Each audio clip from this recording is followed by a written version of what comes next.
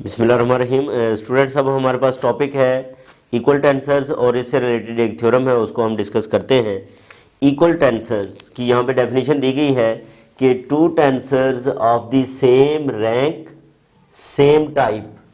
अब same rank का मतलब क्या है कि उनके जो है वो रैंक या ऑर्डर जो है वो सेम होना चाहिए। टाइप का मतलब जैसे कंट्रा वेरिएंट जो है, कंट्रा वेरिएंट है तो कंट्रा वेरिएंट हो, अगर जो है वो कोवेरिएंट है तो कोवेरिएंट हो, मिक्स्ड है तो वो मिक्स्ड हो और सेम ऑर्डर का हो, तो उस सूरत में are said to be equal in certain coordinate system if their corresponding components are equal.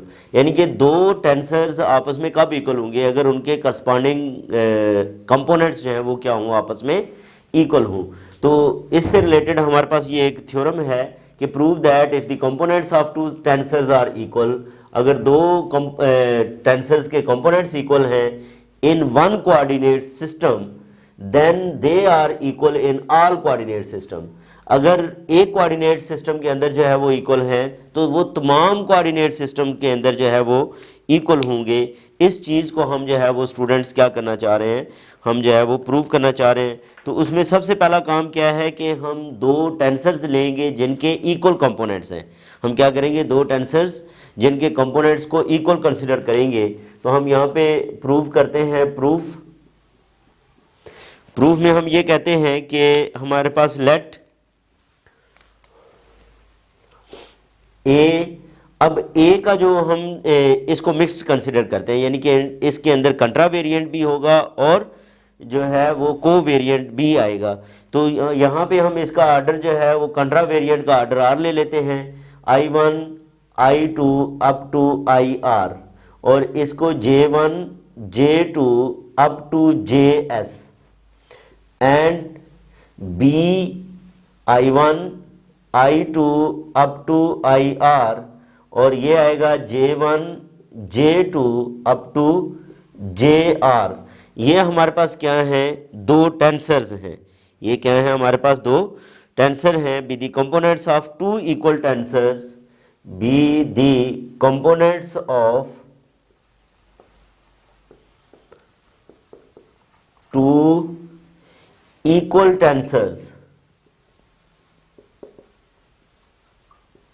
be the component of two equal tensors in a coordinate system, in a coordinate system, और coordinate system है x1 x2 x3 up to xn।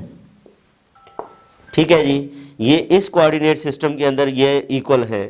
तो हम क्या लिखते हैं, इस बात को मैथ्स की जुबान में लिखें तो हम लिख सकते हैं I1 I2 up to IR, J1 J2 JS किसके इक्वल है, B I1 I2 up to IR, J1 J2 up to JS।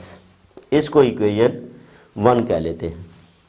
अब हम क्या करते हैं, यहाँ पे इसको लेफ्ट साइड पे ले जाएं तो इसे क्या लिखा जा सकता है, ये हम लिख सकते हैं A I1 I2 up to IR, इसी तरह J1 J2 up to JS minus B I1 I2 up to IR, J1 J2 up to JS, that is equal to 0।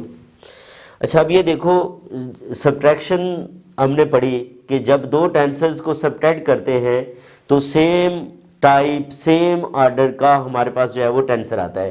तो ये भी एक टेंसर है जो किसके इक्वल है, ज़ीरो के इक्वल है। इसका मतलब ये टेंसर 0 है, और इस 0 टेंसर के मतलब हम जो है वो एक रिजल्ट पढ़ के आ चुके हैं कि if all the components of a tensor are 0, we know that if all the components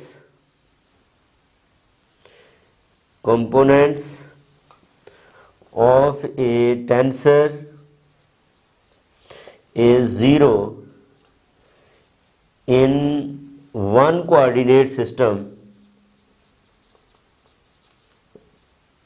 one coordinate system, अगर एक कोऑर्डिनेट सिस्टम के अंदर जो है वो टेंसर की वैल्यू 0 है, then it is 0 in all coordinate systems.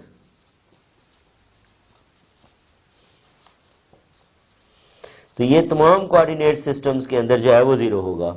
इसका मतलब ये 0 ही रहेगा। जब ये 0 होगा तो इसको जो है वो बी को फिर दूसरी तरफ ले जाएं या इसके करस्पॉन्डिंग एलिमेंट को दूसरी तरफ ले जाएं तो ये इक्वल ही आएंगे। तो वो जो बात थी वो हमने प्रूव कर दी कि if the components of two tensors are equal in one coordinate system then they are equal in all coordinate systems. तो ये थी स्टूडेंट्स हमारे पास इक्वल टेंसर से रिलेटेड बात थी। नेक्स्ट है multiplication of a tensor by a scalar number, यानी कि जब किसी टेंसर को आप किसी स्केलर नंबर से मल्टीप्लाई करते हैं तो वो कैसे मल्टीप्लाई करेंगे, और इससे रिलेटेड हम एक थ्योरम को भी डिस्कस करते हैं नेक्स्ट वीडियो के अंदर। अपना ख्याल रखें। अल्लाह हाफिज़।